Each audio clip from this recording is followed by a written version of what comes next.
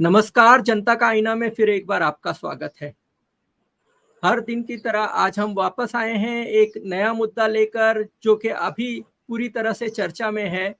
एक कमिटी बनाने का निर्णय लिया है सरकार ने, और वो कमिटी पूर्व राष्ट्रपति कोविंद के अध्यक्षता में ये कमिटी बनाई गई है। और उस कमिटी को कहा गया है कि हमको वन नेशन वन इलेक्शन करना है, लेकिन वो किस प्रकार किया जाए, किन कानूनों की पहलुओं को देखा जाए और उसमें कितना प्रैक्टिकल हो, और अगर बीच में विधानसभा भंग होती है तो क्या किया जाए, कोई डिफेक्शन होता है तो क्या किया जाए, और अगर टर्म पूरा नहीं करती है वो विधानसभा या लोकसभा, तब ऐसे स्थिति में क्या क्या किया जाए, क्या क्या मेजर लिए जाएं, इसका आप अभ्यास करके हमको बता दो, तो हम इसको लागू करने की बात करेंगे। तो क्योंकि उसके नोटिफिकेशन में ये साफ तौर पे कहा है कि सरकार की ये मंशा है, ये करना है, सिर्फ आपको रास्ता निकाल के देना है संवैधानिक रूप से, ताकि कोई अड़चन नहीं आए लीगल। तो ये एक उन्होंने निकाला है, और उसमें जो भी उन्होंने सदस्य लिए हैं, सिर्फ एक अधीर रंजन चौधरी जो कि विपक्ष के नेता हैं लोकसभा में, उनको छोड़कर बाकी सब करीब करीब ब्यूरोक्रेट हैं, और वो मोदी सरकार के अपने चहेते हैं। कई तो की उम्र तो 92 ईयर्स है, जो जिनका कोई मतलब नहीं होता है। और ऐसा भी कहा जा रहा है कि सिर्फ ये कमिटी को मान्यता मिलने के लिए एक राष्ट्रपति के अध्यक्षता में ये दिया गया है, बाकी मसौदा पूरा रेडी करेंगे और उनको साइन करने के लिए कहा जाएगा। ऐसी चर्चाएं भी चल रही है। तो एक तो ये लीगल जो भी है, लीगल रास्ते जो भी हैं, वो एक अलग चीज है, उस पर बात होती रहेगी।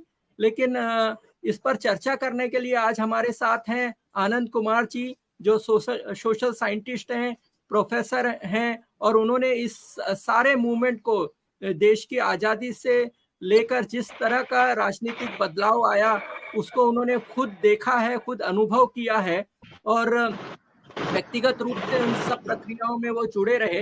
तो इस मामले पर बातचीत करने के लिए मुझे लगता है कि देश में उनसे अच्छा व्यक्ति बहुत कम होंगे।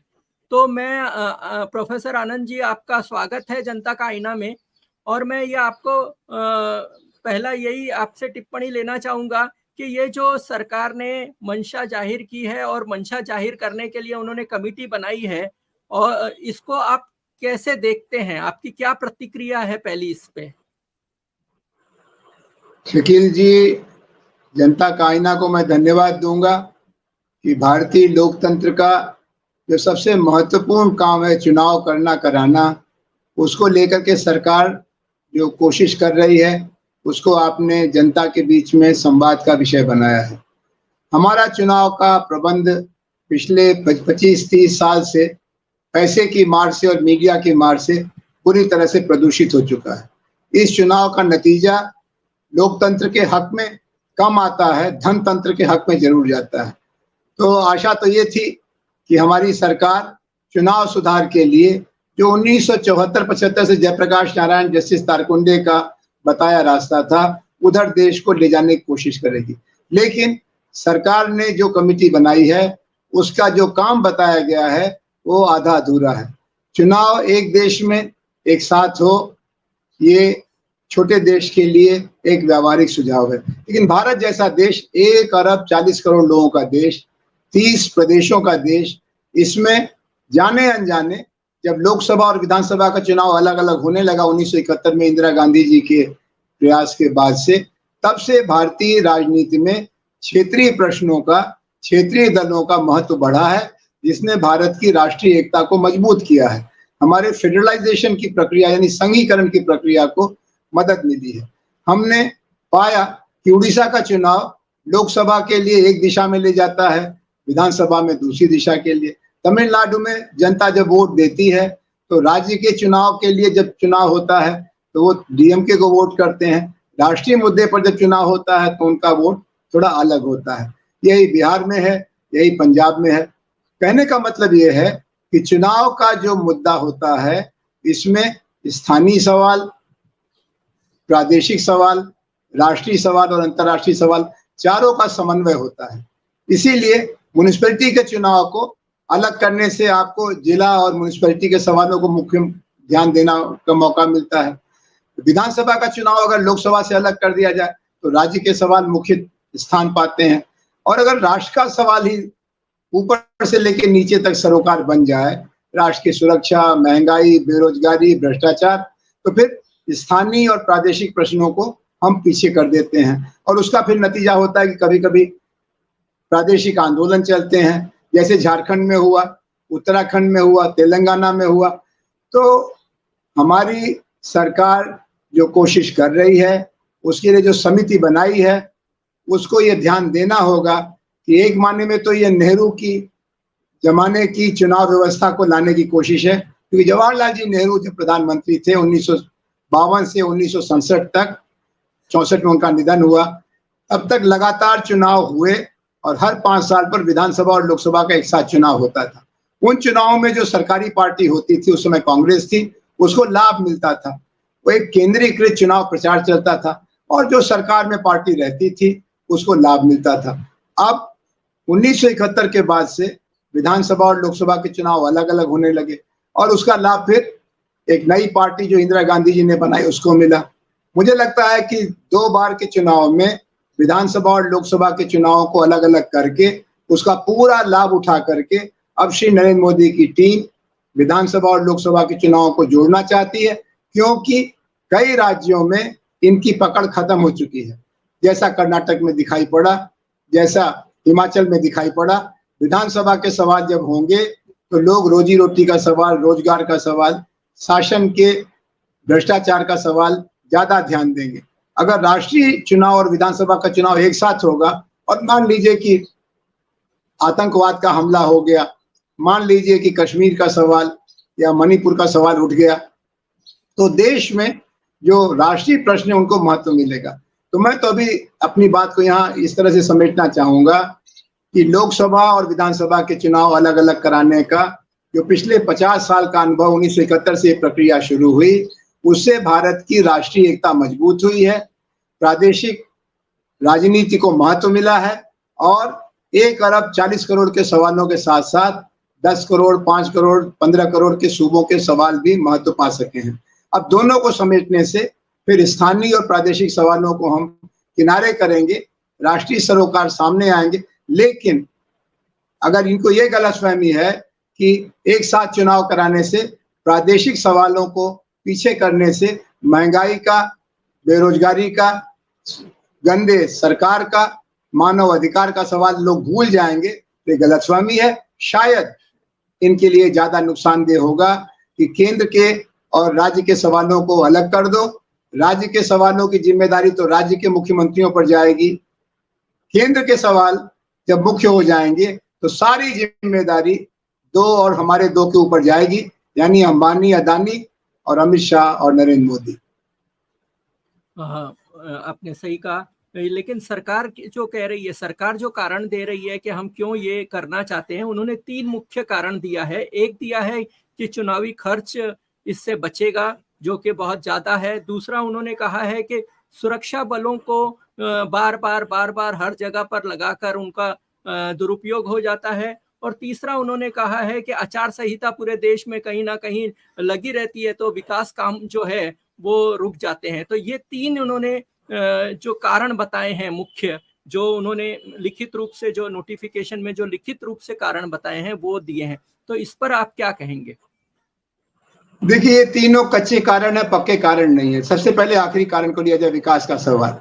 विकास का सवाल राष्ट्रीय स्तर पर कुछ बुनियादी प्रश्नों को छोड़ करके खेती, शिक्षा, वित्तीय प्रबंध, रोजगार, सड़क, पानी, बिजली, मकान, ये सब प्रादेशिक सरकारों की जिम्मेदारी होती है। और जब इन सवालों पर प्रादेशिक चुनाव होते हैं तो पिछले 5 साल में जो हमारे प्रदेश में हुआ या नहीं हुआ उसकी चर्चा होती है। जैसे कर्नाटक में वो 40% की सरकार के रूप में बदनाम हो चुकी थी और लोगों ने कहा कि हमको ये सरकार नहीं चाहिए। या आजकल मध्य प्रदेश में लोग कहते हैं 15 साल से एक ही पार्टी की सरकार चल रही है, हमें परिवर्तन चाहिए, हमें नई तरह का शासन चाहिए। तो इसका प्रादेशिक प्रश्नों को महत्व मिलने का जो अवसर है वो हट जाता है और चुनाव में विकास का मुद्दा राष्ट्रीय चुनाव की तुलना में प्रादेशिक चुनाव में ज्यादा महत्वपूर्ण होता है। इसलिए विकास को तो गति मिलेगी। पिछले 5 साल में जो भी प्रदेश में हुआ उसमें अच्छा बुरा, जैसे उत्तराखंड है, पूरी तरह से उत्तराखंड का विनाश हो गया है सड़कों की और ठेकेदारों की लॉबी की वजह से। तो अब जब चुनाव होगा, या हिमाचल में जो चुनाव हुआ, लोगों ने कहा कि बहुत हो गया, इनको बदलो। तो विकास का सवाल तो गति पाएगा, उसमें अवरोध नहीं आएगा। हाँ, प्रधानमंत्री जिस तरह से राज्यों के चुनाव में अपना समय देते हैं, उससे उनका काम जरूर रुकता है, उनकी फाइलों को देखने का समय। ये प्रधानमंत्री को अपना आचरण बदलना पड़ेगा, गृह मंत्री को अपना आचरण बदलना पड़ेगा। इसमें देश को फंसाने की जरूरत नहीं है। दूसरा सवाल है पैसे के खर्च का। पैसे के खर्च के बारे में शकील जी, अब तो वो मतदाता को सीधे पार्टियां पैसा देने लगी हैं। गोवा में चुनाव अभी हुआ था, खुद भारतीय जनता पार्टी, इसकी सरकार थी, उसने प्रति मतदाता 5,000 रुपया वोट के लिए दिया, और उनके मुकाबले में जो पार्टियां थी उन्होंने 10,000 रुपया देने की कोशिश की और मतदाता ने पैसा लिया। अभी मैं आंध्र में था, तेलंगाना में इस समय रनिंग रेट 2,000 रुपया प्रति वोट है। कर्नाटक के एक चुनाव जीते हुए एमएलए ने कहा सार्वजनिक सभा में दिल्ली में कि कुछ विधायक तो 100-100 करोड़ रुपया लगा करके जीते हैं, और ये समस्या हर पार्टी की है। तो चुनाव का खर्चा तो पार्टियां करती हैं, उम्मीदवार का खर्चा तो नंबर 2 पर आता है। और चुनाव में पार्टियों के खर्चे के बारे में चुनाव आयोग का कोई नियंत्रण नहीं है। वो एक दरवाजा पूरा खुला रखते हैं। पार्टियों को चुनाव में खर्च के लिए कोई सीमा नहीं है। और इलेक्शन बॉन्ड जो आपने अभी जारी कर दिया, इसमें तो पता ही नहीं चलेगा किसने, किस देशी कंपनी ने, विदेशी कंपनी ने किस पार्टी को कितना दिया। और मानी बात है कि सरकारी पार्टी को ज्यादा मिलेगा, लेकिन भारतीय जनता पार्टी को याद रखना चाहिए कि हमेशा वो शासन में नहीं रहेंगे। जब दूसरे कोई शासन में होंगे तो यही लाभ उनको भी मिलेगा। तो चुनाव का खर्च बहुत बेशर्मी से बढ़ा है, इसको पार्टियों ने बढ़ाया है। इसमें चुनाव प्रक्रिया में सुधार करने से कोई सुधार नहीं होगा। हाँ, स्टेट फंडिंग के लिए अगर आप तैयार हो जाएं और पार्टियों के खर्चे का हिसाब भी चुनाव आयोग मांगे, उस पर सीमा लगाए, तब बात दूसरी होगी।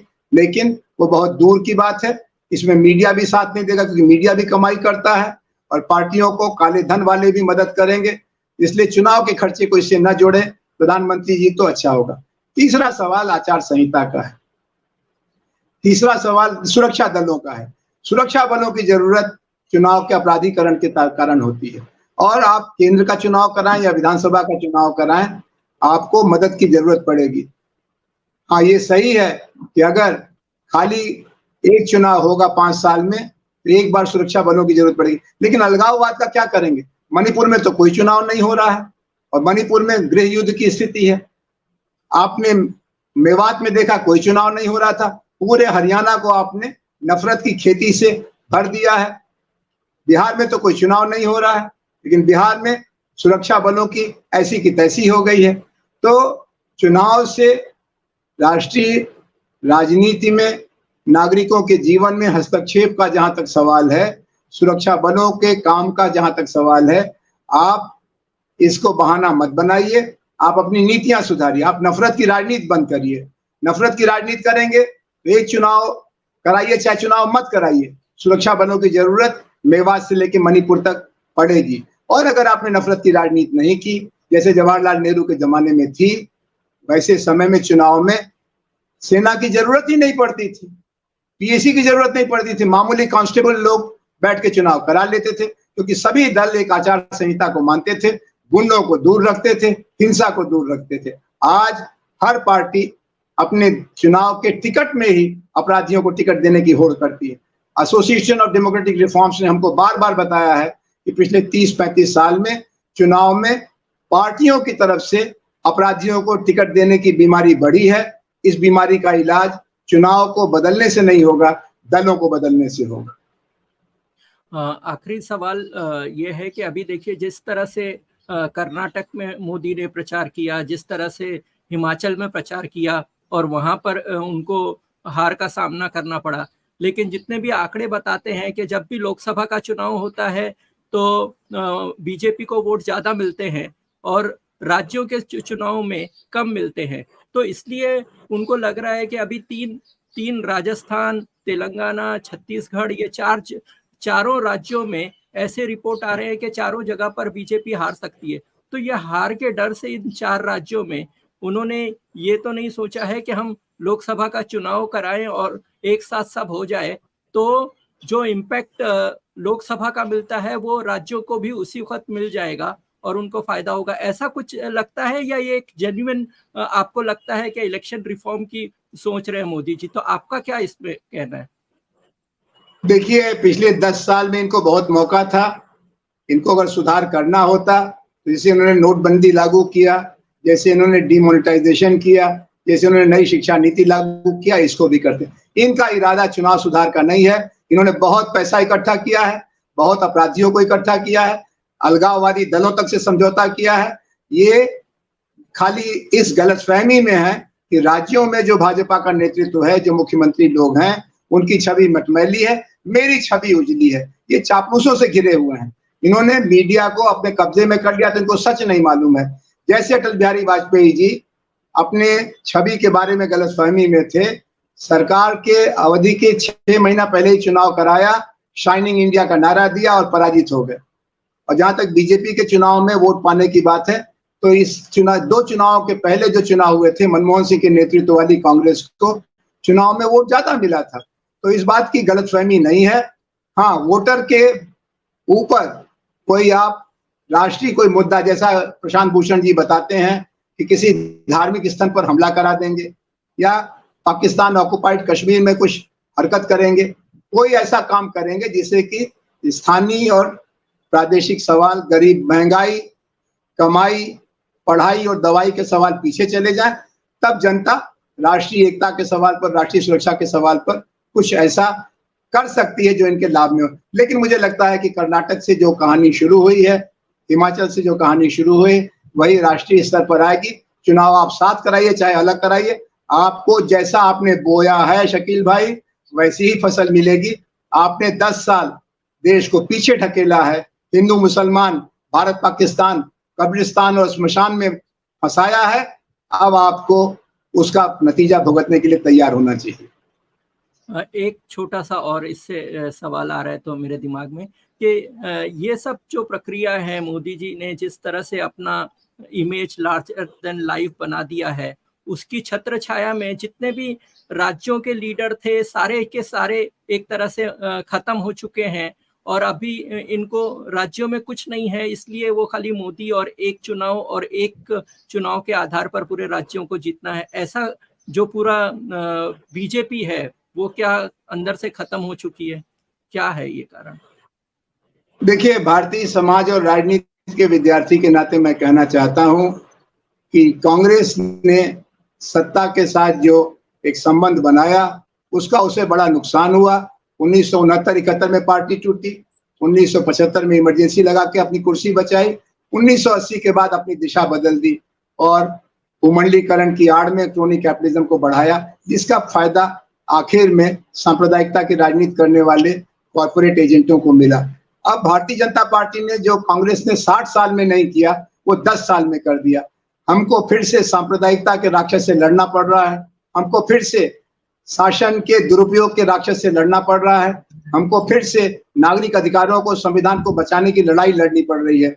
ये समय बड़ा खतरनाक है, बड़ा खराब है, लेकिन भारतीय जनता ने जनतंत्र के पक्ष में वोट दिया था 1977 में।